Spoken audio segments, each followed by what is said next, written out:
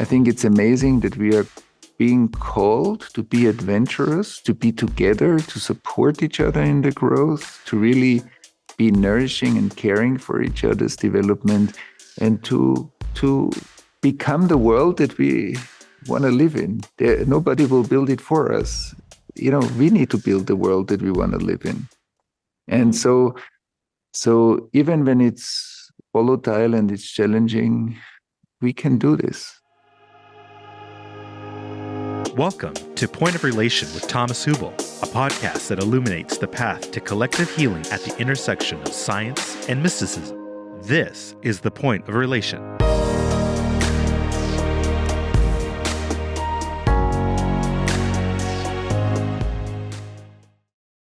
Thomas, to begin, I'd love to invite you to share what inspired you to focus on resilient presence at this time and why this capacity is so much needed in our world right now. Well, I think many of us feel that there's a lot of volatility in our world. There are all kinds of crises or stressful events going on, from wars to political upheaval to climate change to many other things that are happening at the moment on the planet. And there is a very strong increase of or acceleration of data speed. That's, I think, something we shouldn't forget, that the world's becoming faster and faster every day, every minute, actually. And so our nervous systems and our bodies need to be able to process that. And often we see that the impact of an increasingly faster world brings up a lot of things in our inner worlds that are not fully integrated, because we can say trauma is disorganized information and healing is organizing that information so that it can turn into flow. So where it's flowing anyway, it's anyway easy. But where it's not flowing well, it brings up some content. And the same is also that since technology created or is creating a global village, some of the identity structures, that collective identity structures also that were very important for some time, are dissolving. Now, adaptability says that our inner world is able to adapt very quickly, and we did this for thousands and thousands of years, like to changes. But traumatized areas in us don't allow that adaptability, because trauma is frozen. So that is where we feel pressure. And that's why I think we could call this time also the time of the great detox, in a way, because a lot's happening collectively and correlated in us, in every one of us. Things are moving. And there's a tendency sometimes to shut that movement down, or feel, if fears come up in me now, I could say, oh, wow, that's a disturbance. Or I could say, oh, I'm part of detoxing some of our collective past. That includes my own biography, of course, but it also includes the biography of my ancestors and the biography of the culture that I'm coming from.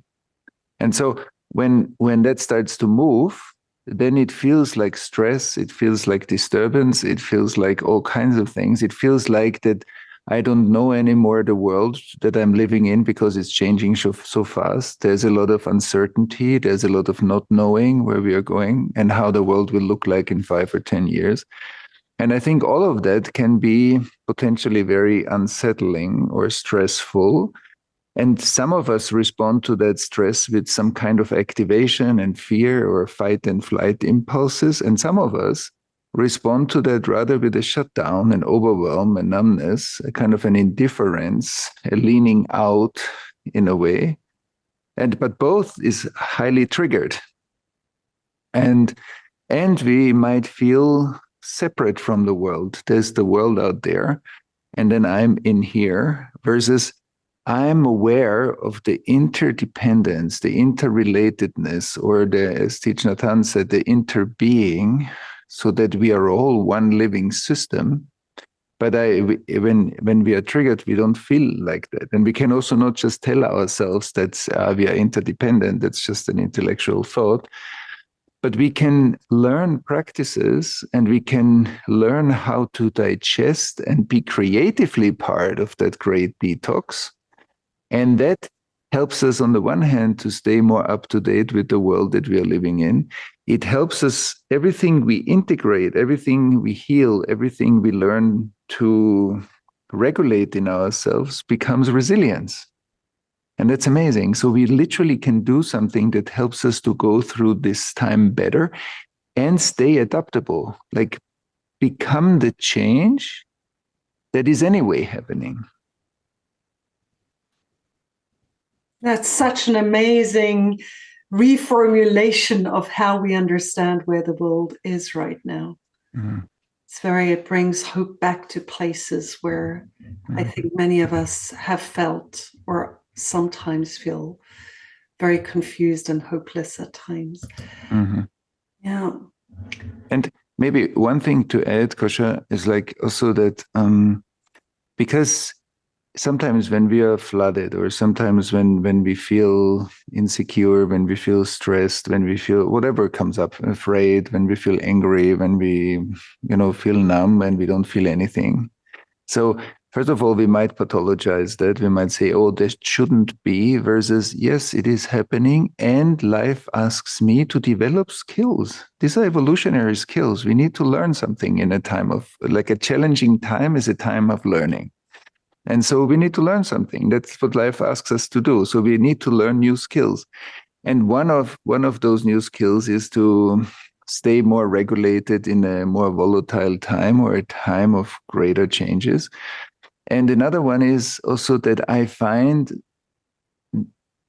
agency, more and more agency, and that doesn't need to be big things. Agency means that I know I can co-create this world with others. And in some moments, we might feel helpless. We might feel, oh, I don't know what to do. That's why we need to digest what's coming up in us. Then also our expression of agency will get clearer to us. That's one thing. So we can talk maybe a little bit more later about agency. And the other one is when I feel there's a tendency to isolate, because often, or some of us, when we get stressed or when we get triggered, we isolate. And then we try to effort more instead of saying, oh, I can have individual practices that help me to digest that stress and turn that stress into soil, like to ground myself more, into creativity or growth. I'm growing, I'm becoming wiser, because every time we take a challenge on, we grow. Every time we resist a challenge, we might stay stuck. But I don't have to do that alone. I can reach out to people, family members, friends, communities, where I feel, okay, I get the support, or even professionals. Sometimes when it's too strong, I need to reach out to somebody that helps me to go through that phase in a different way. And that is, I think, what we could call responsibility, taking responsibility for a time of change. And it needs our investment. And it's okay, what do I need that I can go through this phase, if I'm triggered or stressed, in a better way? And then I see what that is. That might be different for every one of us, but that's a great approach, because then I feel, yeah, it's challenging, but I can do something to turn that challenge slowly into growth. And I think if millions or billions of people do that, we are growing together. We are growing. We are literally building a new world. We cannot go to a new world by resisting the old world. We have to build the new world in that world, in this world here, and that's gonna transcend the old world into a new world. And I believe that capacity is what we are developing together as a collective skill at the moment. That's beautiful, Thomas. And I think the sense that every step we take in our digestion is a contribution to the whole, it just really changes the game. We can learn from each other. We can see, wow, when I feel overwhelmed, it's not just me. Sometimes we feel, oh, I only have that problem. Many people are great, but I feel overwhelmed. I feel withdrawn. I feel fearful. But then we see, and we do this often in our groups also, there are hundreds of people, and we say, okay, who knows that too? And then many, many hands go up. So, but that's important. That means, okay, it's not just my problem, it's also, it lives in me, but there are more universal shared experiences that are coded into a personal biography. But some of the things many of us experience. And I think that kind of takes a little bit the pressure that only I'm dysfunctional. In a way, there's no, we are not dysfunctional. We are going through a specific time of accelerated detox. And I think also, especially because the world's getting so fast, it like more data needs to run through our nervous systems. And that brings up the places that are a bit congested or shut down. And if we learn to work with it, but that's something we need to learn. It's like, it's not just that it happens, but it's something we can learn. And that includes my individual practices, that includes my relational practices, that includes also my sense of the ecosystem that I'm part of. And so all of this furthers flow, intelligence, data exchange, relational exchange. And that makes us more resilient. Yeah, and sometimes, these are also the things that we hide, that stay hidden, and to just feel how the space between us is filled with this and the resilience that we're going to. So, yeah, maybe from here, Thomas, maybe you can speak a bit to the solution. How do we move from this state to a holistic, interdependent well-being on all levels? How is that possible? Yeah, first let's say there's the I, the IU, the you, and the we. I'll start with the I. We can say, I often say, conscious energy experience is destiny. Has a choice. And unconscious energy experience is our destiny. There is there's no choice. The choice is somewhere in the past. So what does that tell us? It says, okay, more awareness is the entry gate to change. So which means I need to become curious. If there is a challenge, how can I become, instead of saying, oh, I don't want that challenge, say, oh, it's challenging, but I'm curious about that. I really want to find out more. So the first step is that I begin to bring more awareness into myself. For a simple thing, what we just did in the chat, is I notice more and more when stress symptoms come up in me, how they feel, what that is, what are early symptoms of stress, how does it feel when it's escalated. So that's a kind of an inner witnessing process. So I developed the skill of being more aware or introception of my inner experience. So that's number one. The more I feel it, the more I have access to a different potential regulation. So then I can see, wow, I have very powerful friends. One is my body. I get to know where in my body I feel safer and calm and grounded, where in my body I hold stress or tension. And I begin to develop that skill. Every day I practice a few minutes, or let's say 10 minutes. I sit down and I practice, where do I feel grounded, warm, safe? Where do I feel agitated, restless, or numb? And I train this. And through the training, I develop like a muscle. And then every time I get more stressed, I will feel it earlier. I can use my breath. I can use my body. I can slow down for a moment. When I'm in a conversation, I am not answering immediately. I take 1 or 2 breaths and then answer. So I make more space, because when we get stressed, we have no space. When we are more relaxed, suddenly we have space. We can reflect. We can digest our experience. So how can I insert a bit more space when I feel life closes in on me? I need to make more space. And inner practice is one of it. Having a cup of tea and be present with it is another. Taking a walk, having a nourishing conversation, or even share our stress with others that we trust. All of that creates space and movement, digestion. And I think these are two qualities that we can all practice. And every time I digest a bit of my experience, let's say I come home from work and there was something stressful, and I take a few minutes to not go to the phone or to the internet, and I just sit down for a moment, I breathe, I slow down my breathing a bit, I feel my body until I feel my nervous system comes down and is more regulated. And then I do, what I want to do. And so just short kind of moments of space can be tremendously helpful. And that's not something huge. That's something that every one of us can put into our lives if we want it, of course. And then what I said before, also looking what's the relational ecosystem that is supportive.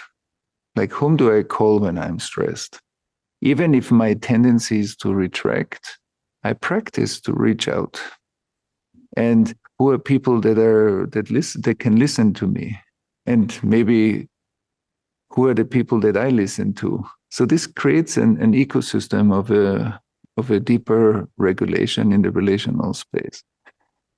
And maybe also to look for communities. Where are the communities that are really practicing some of that? And the community becomes like a support system.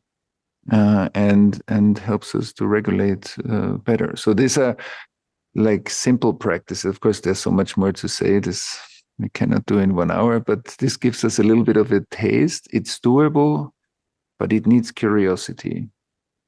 When there's a challenge, let's become curious. I want to learn more. This is a time for me to develop. That's the message. Yeah, and I noticed, Thomas, that nothing in what you share about is about fixing ourselves, each other, even the world, but it's more about becoming more intimate with ourselves, reaching out to each other, building community, finding our agency in the world. It's like coming closer or melting into. Can you just say a few more words about that?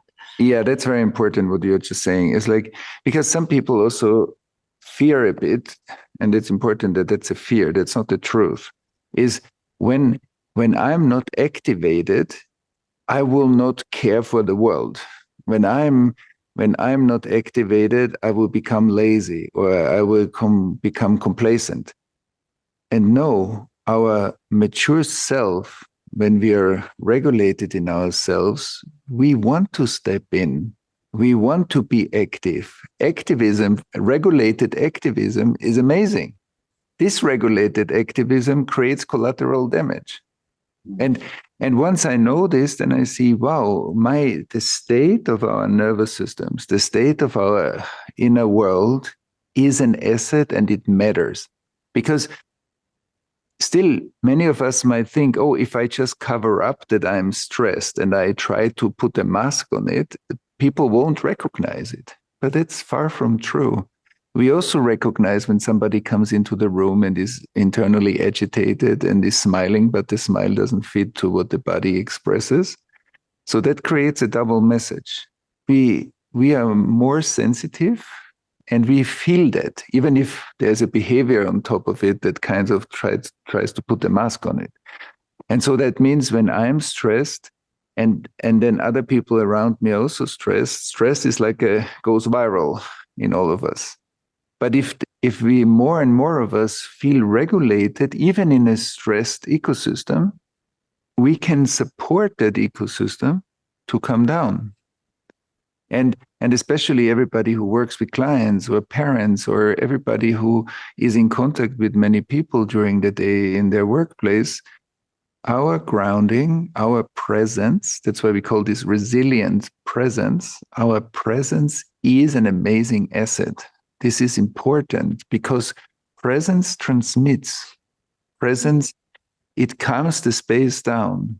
When someone or some people are present, it can take the social system into a deeper regulated state. And from there, we are not complacent or indifferent or we don't care. We are just interacting with the world, and because we feel agency, not stress. That's different. If my trauma stress comes up, that's different from I feel I want to do something for this. I feel here we need to step in and become a voice for a certain value in society or take leadership. This is not coming from trauma stress. This comes from agency. I'm creative, I care about this, and that's why I do something. That's a different place, and that comes from a mature place. So that's very powerful. And sometimes some people feel, oh, when my fear or my stress declines, I won't be active in the world. And I think that's based on a fear, but that's not the truth. Yeah, it feels like less effort, more impact. Mm-hmm. Yeah, maybe, Thomas, it would be wonderful if you could guide us just for a few minutes into a practice of this digestion, settling, grounding, calming. Yeah, let's do that. And let's keep in mind that from all around the world, people are dialing into this space right now. And so if we all do a practice together, so we are joining a space that we can see because we can see each other right now on this webinar. But it doesn't matter because we're all dialed into this conversation and what it means for us. So even now during the practice, we are all part of that collective space, even if we can see each other through video images. And let's keep that in mind and bring that back to yourself and say, okay, if I go inside, if I connect to myself today and I see what's actually my inner state right now. And your inner state is composed out of physical sensations, like your physical body. Is your body tense? Is your body wide, open, warm, cold, absent, present, lively, joyful?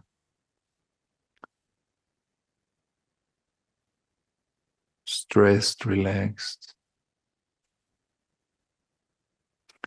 And again, as Kosha said before, it's not about fixing, it's about bringing awareness to. Because when I feel that I'm a bit stressed right now, and I feel that stress and I soften into it, the stress can slowly ground itself. It can also include our emotional state. What's the emotion that's present? Or maybe I feel I'm emotionally a bit absent. It's also fine.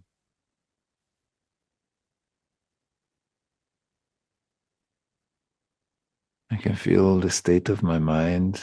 Is my mind racing? Is my mind spacious, calm, tight, open?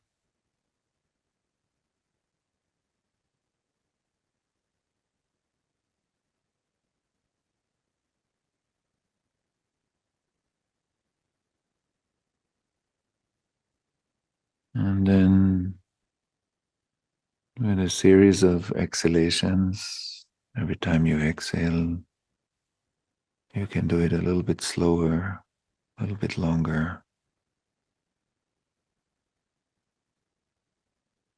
And every breath takes you a bit deeper into your physical body sensations. And notice which areas of your body are warm or connected, safe, grounded. Maybe there's some tingling, some flow.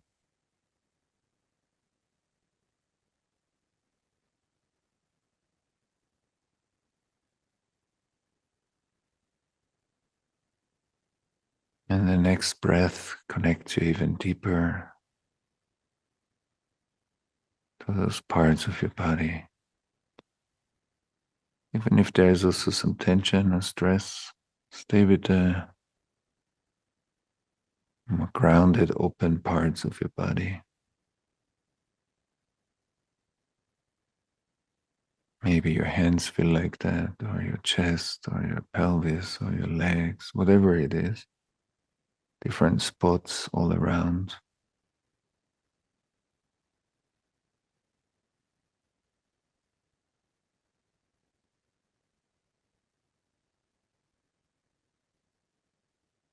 And then through your felt sense of your body, through your body sensations, feel a bit deeper and see if you feel close to the ground. You feel a bit uprooted or distant from the ground. And again, there's no right or wrong. It's just,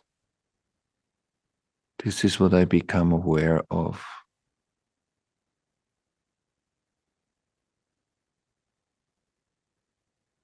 And to embrace this, the first impression you get. Sometimes when we are stressed, we feel a bit more uprooted. When we are more relaxed, we feel closer to the ground.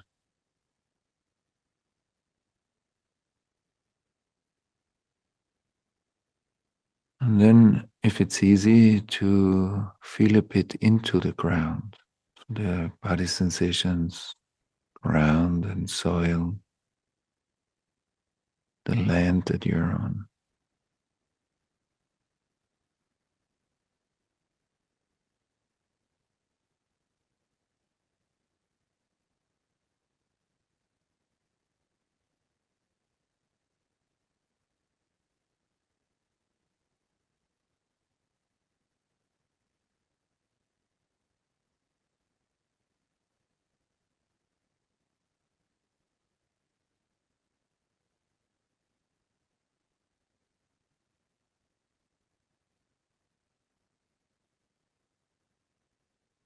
And then for 1 or 2 cycles of your breathing, let the exhalation go a little bit deeper and ripple out into the ground.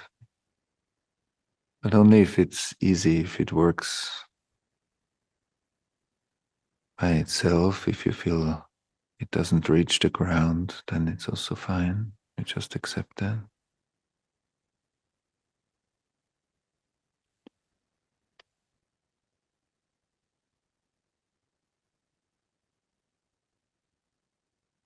Until you feel your weights resting on the ground, and the ground carries you. And there's always a relationship.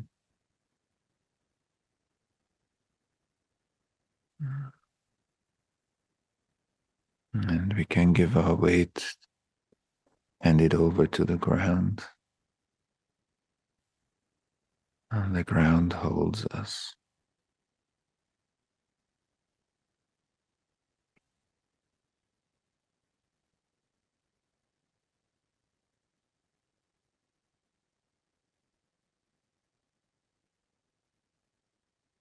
And then you can take a couple of deeper breaths. Notice how you feel right now.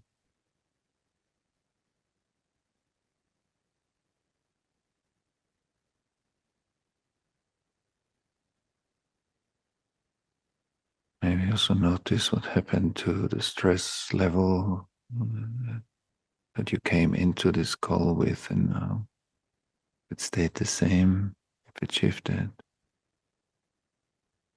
And just notice whatever it is, it's going. And then with a couple of breaths to come back.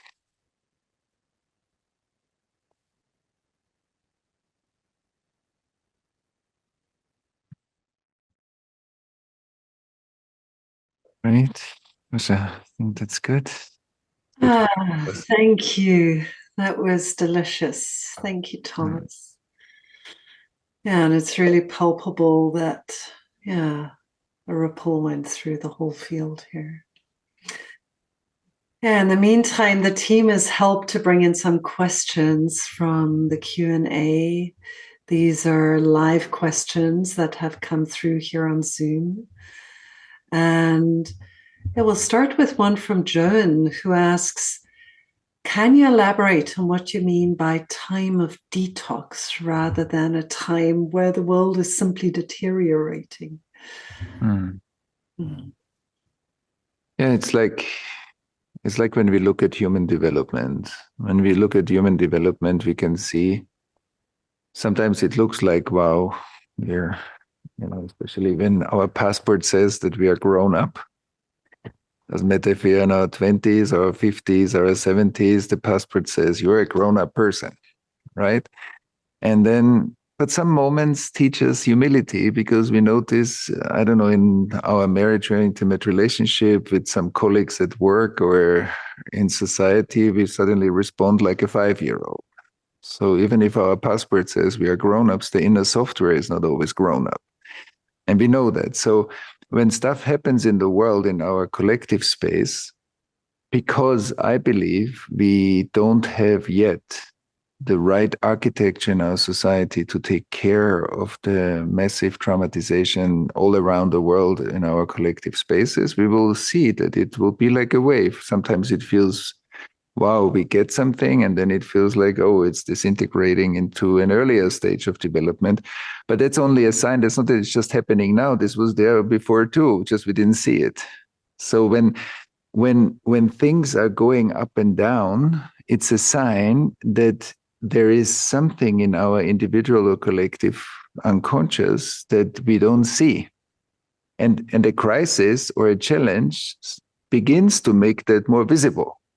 So now I can say, no, I don't want that. Or I can say, yeah, it is uncomfortable. And sometimes we grow through discomfort, but it's something we need to look at. Cannot just not have it because it's already here. And we can use the moment of awareness to say, wow, this is something we haven't paid attention to or enough attention to in ourselves sometimes or in the collective space. And now we have to look at it. It's not when an intimate relationship has a crisis that the issues that created the crisis weren't there before. Now just in the crisis they came out. No, they were there all the time.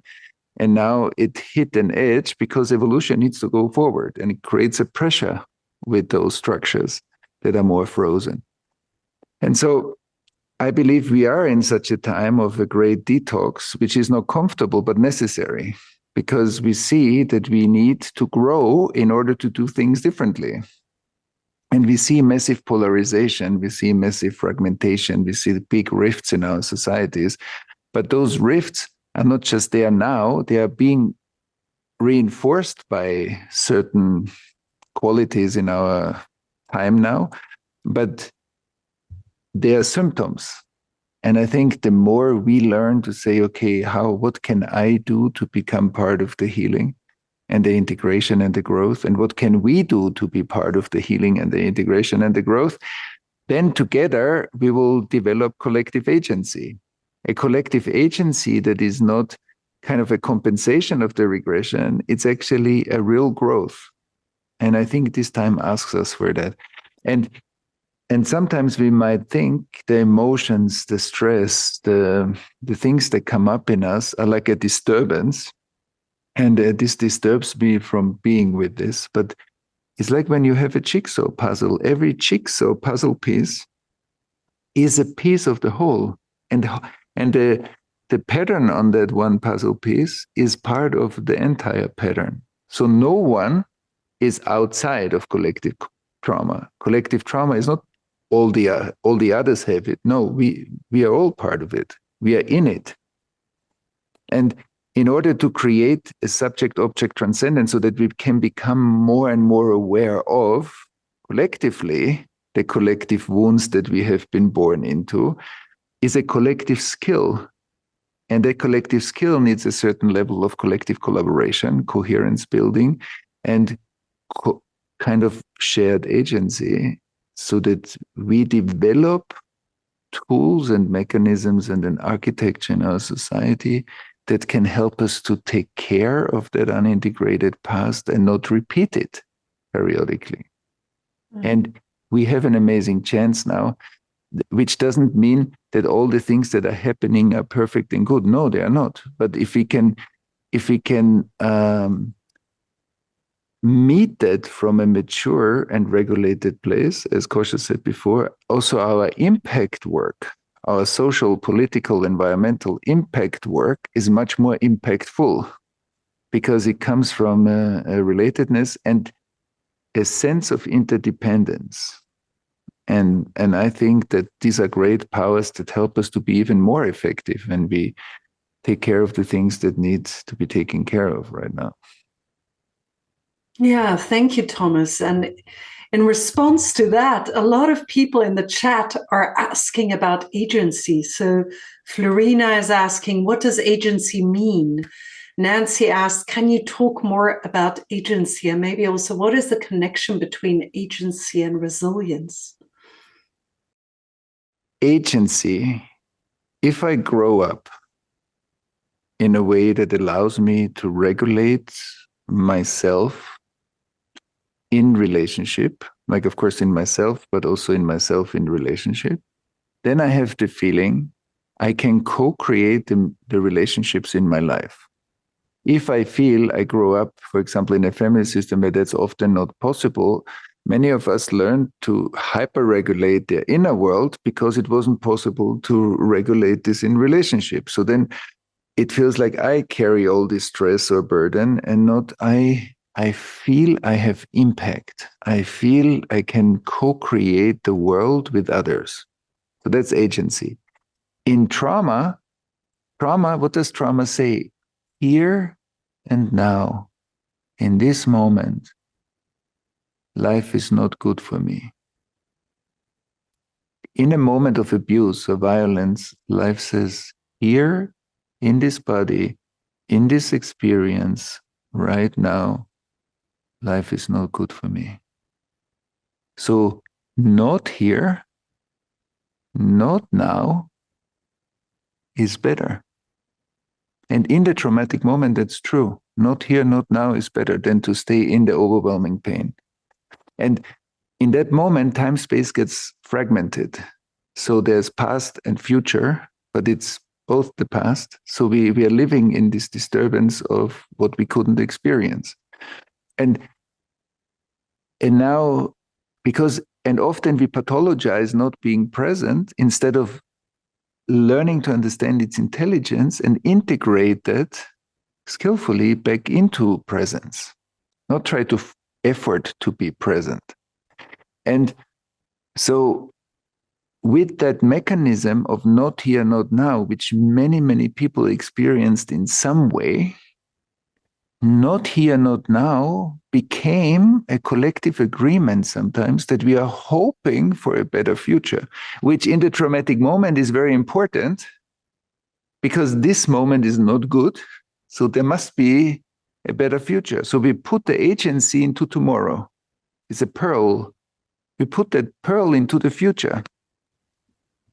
But then in my life, I say, oh, I have difficulties in this moment. I don't speak up in that moment. Then I feel the upset later. And then I say, but next time I'll do it better. And next time when I'm in the same moment, I still don't do it differently. And then I say again, I will do it differently in the future. So often this agency pearl being resting in the future, hoping for a better moment is never going to come. We have to build a new world in the challenge of the old world. So we bring the pearl of agency back into now. That I feel in this moment, in this world, I can co-create something meaningful with other people that changes something in this moment, in this world. And this is a felt sense of creativity. And of course, since we all carry some sort of trauma, some aspects of our life might feel very strong and have a lot of agency, and others feel like, wow, in this part of my life, things are not changing. It seems like always the same.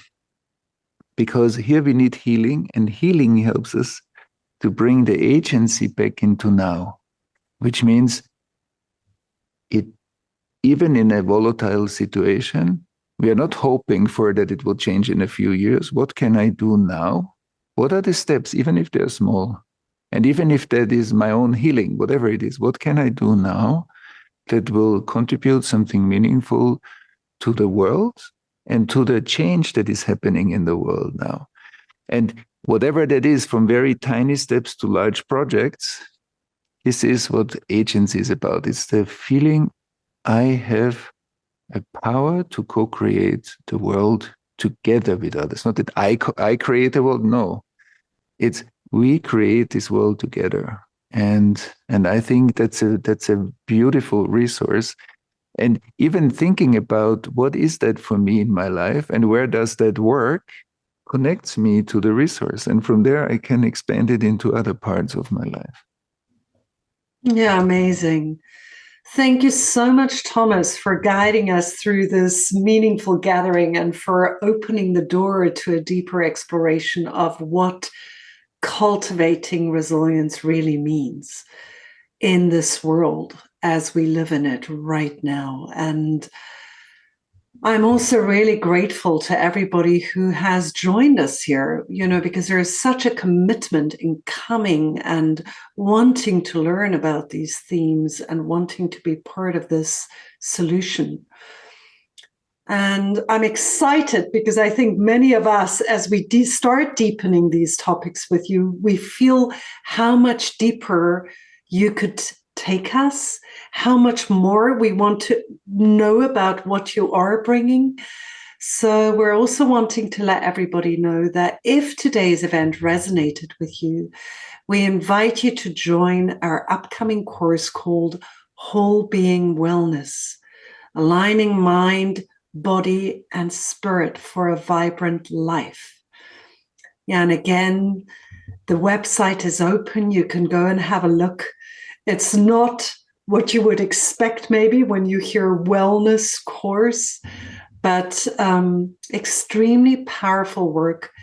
Enrollment is now open for a limited time. The course begins on May 21st and includes 5 live sessions with Thomas, with guest teachers, and some powerful bonus content to support your journey.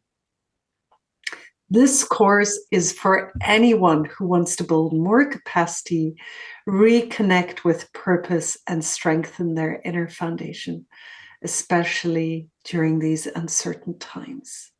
Thomas, I'd love to ask now, what are you most excited to explore in this upcoming course? Yeah, what I'm most excited about is that what I mentioned a bit before, that individual health, like merely individual health, is kind of a myth, because every individual, from just breathing air, we notice, wow, we are always interdependent, and the ecosystem that we are part of is important. And the ecosystem that we are part of means many things. It means nutrition, it means relationships, it means the environment, the natural environment, and it means systems that we are part of every day. And so interdependent health is, yes, I learn to regulate myself more and more.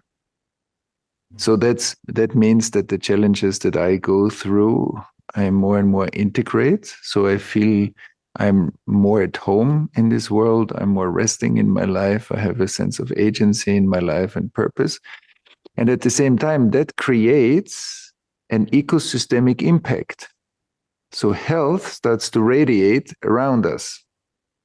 So we either fragmentation creates a kind of a sense of fragmentation in us or amplifies it, or the other way around, the fragmentation is being integrated so that when there is stress around us, we can transmit regulation. And so regulation starts to grow around us in our workplaces, in our families, with our children, in our social impact work.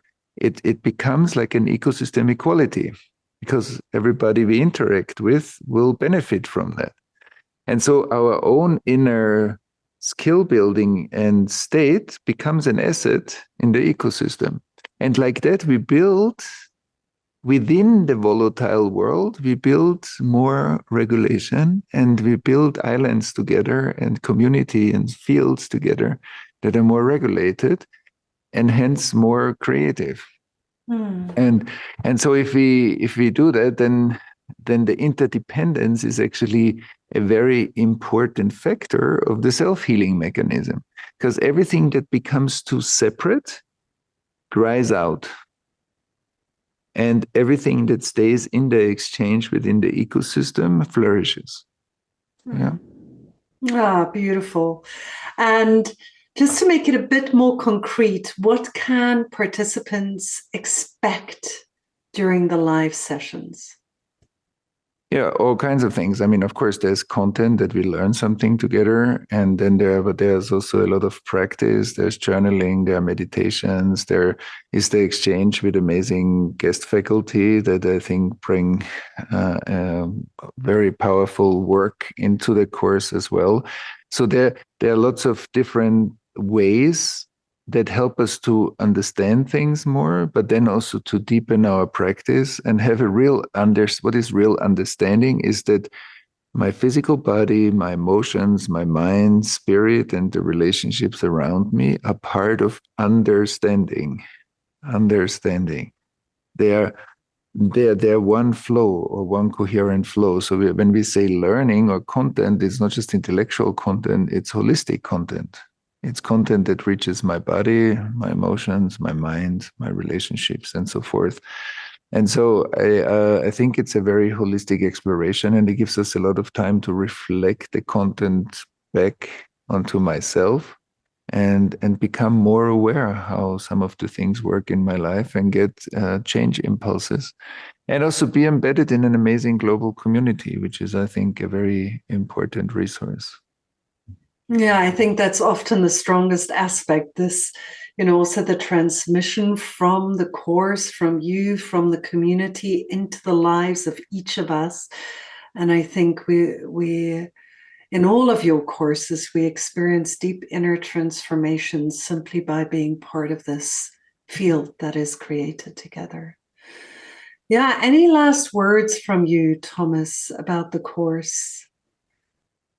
I think this is a time to be adventurous.